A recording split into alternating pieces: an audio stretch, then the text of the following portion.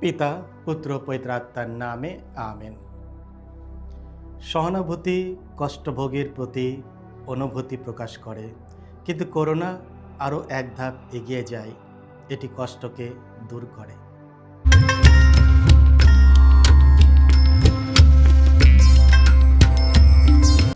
খ্রিস্টে আমার পরম প্রিয়জনেরা, আজ অক্টোবর মাসে 12 তারিখ রবিবার।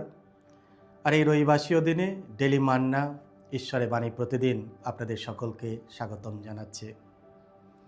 আজের রবিবাসীয় দিনে পবিত্র মঙ্গল সমাচার নেওয়া হয়েছে লূক রচিত মঙ্গল সমাচার থেকে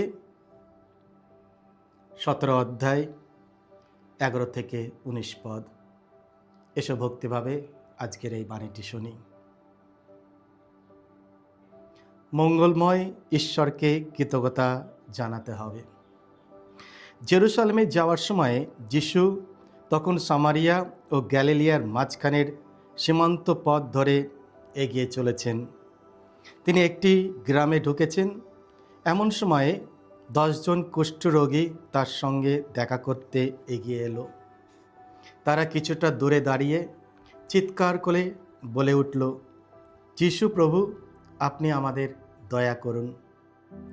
তাদের দেখে তিনি বললেন, যাও, যাজকদের কাছে গিয়ে নিজেদের একবার দেখাও। এখন হলো কি, সেখানে যাওয়ার পথেই তারা সেরে উঠল। তাদের মধ্যে একজন যখন দেখল যে সে সুস্থ হয়ে উঠেছে, তখন সে জোর গলায় ঈশ্বরের বন্দনা করতে করতে ফিরে এলো আর যিশুর পায়ে লুটিয়ে পড়ে তাকে ধন্যবাদ জানাতে লাগলো। এই লোকটি জাতিতে ছিল সমারীয়।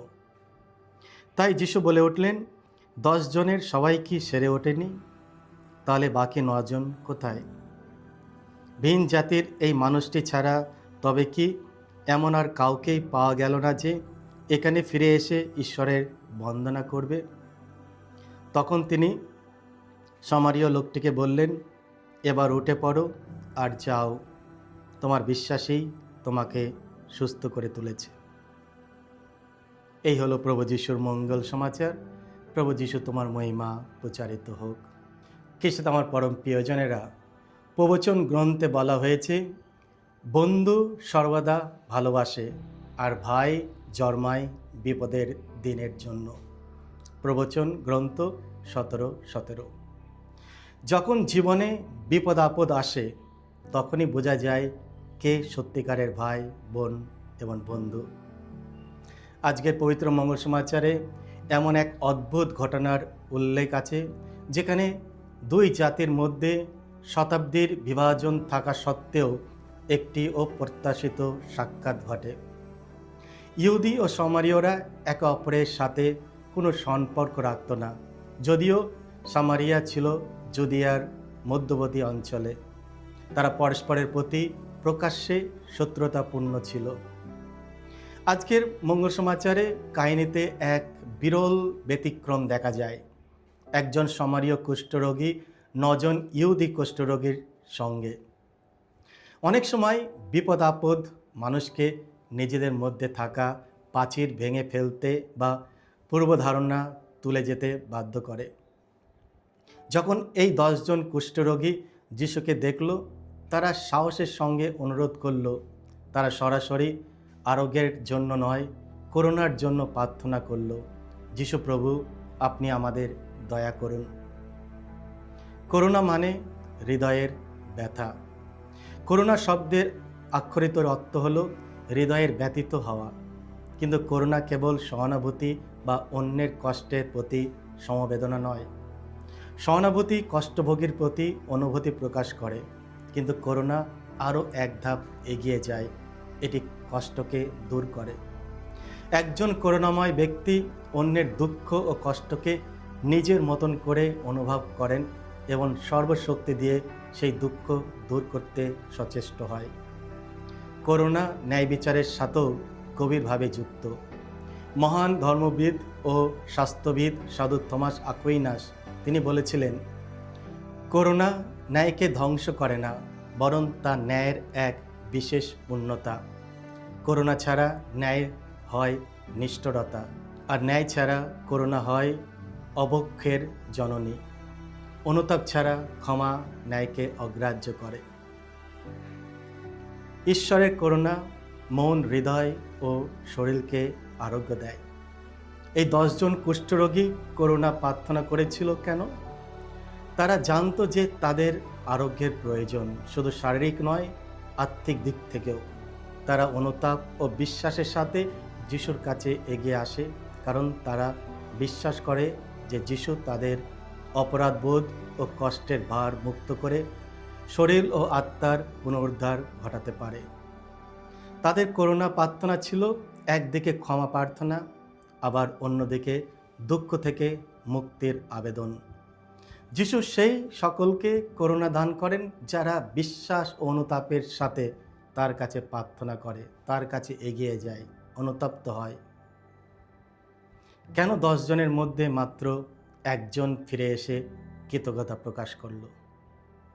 গ্রেটফুলনেস বা কৃতজ্ঞতা শব্দটি হৃদয়ের ধন্যবাদ জ্ঞাপন মনোভাবকে বোঝায় এবং এটি গ্রেস বা কৃতজ্ঞতাময় সাথে ঘনিষ্ঠভাবে যুক্ত। কৃতজ্ঞতা হৃদয়ের শ্রদ্ধাঞ্জলি, যা কৃপাপূর্ণভাবে ধন্যবাদ জ্ঞাপনের মাধ্যমে প্রকাশিত হয়।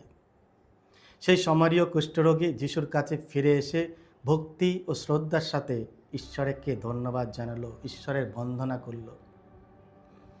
অকৃতজ্ঞতা আমাদের হৃদয় কঠিন করে তোলে।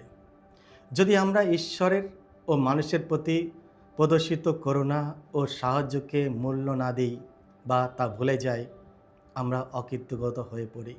অকৃতজ্ঞতা হলো দয়া বা উপকারের প্রতি ভুলে যাওয়া অথবা এর বিপরীতে সামান্য প্রতিদান দেওয়া।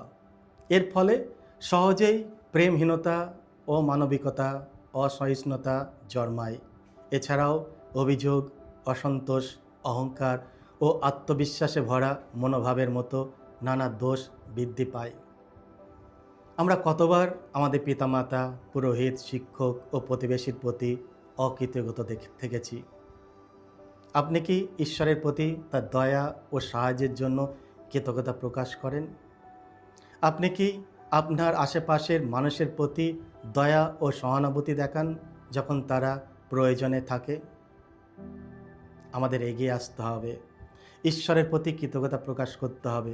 জীবনে যদি তুমি সুখী হতে চাও, আনন্দ পেতে চাও, কৃতজ্ঞতা দেখাও।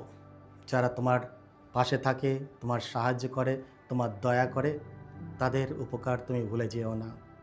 ঈশ্বরকে ধন্যবাদ দাও, তাদের প্রতি কৃতজ্ঞতা দেখাও।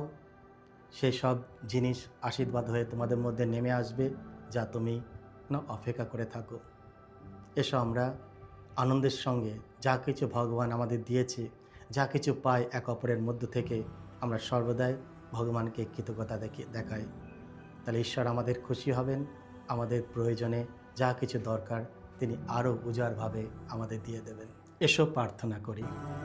হে প্রভু যিশু, যেন আমরা কখনো তোমার প্রেম ও করুণাকে অবহেলা না করি। আমাদের হৃদয় করুণা ও কৃতজ্ঞতায় পরিপূর্ণ করো। আমাদেরকে অকৃতজ্ঞতা ও অসন্তোষ থেকে মুক্ত দাও। কৃতজ্ঞ হৃদয়ে যেন আমরা তোমার আশীর্বাদ গুনি এবং প্রত্যেক পরিস্থিতিতে ধন্যবাদ জ্ঞাপন করতে পারি। আমরা তোমার ওপর ভরসা রাখি। এই প্রার্থনা করি আমাদের প্রভু যীশু খ্রিস্টের নামে, আমেন। সকলকে জয় যিশু। ঈশ্বর আপনাদের সকলকে আশীর্বাদ করুন।